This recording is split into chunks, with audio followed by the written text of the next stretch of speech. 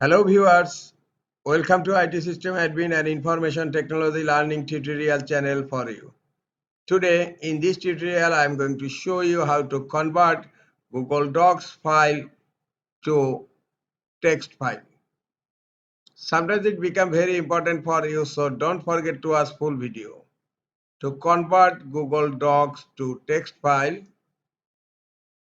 click on File tab on upper left corner, go to Download,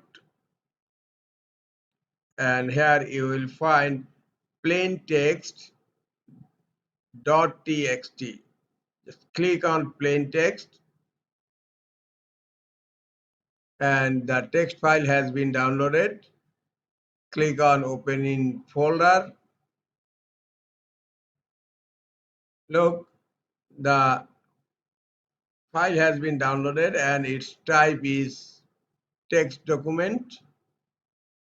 I am opening the document. Click on open and look, it's a very easy way to convert Google Docs file to text document. This is all for today. Hope this tutorial is helpful for you. Keep watching for next tutorial. Thank you very much.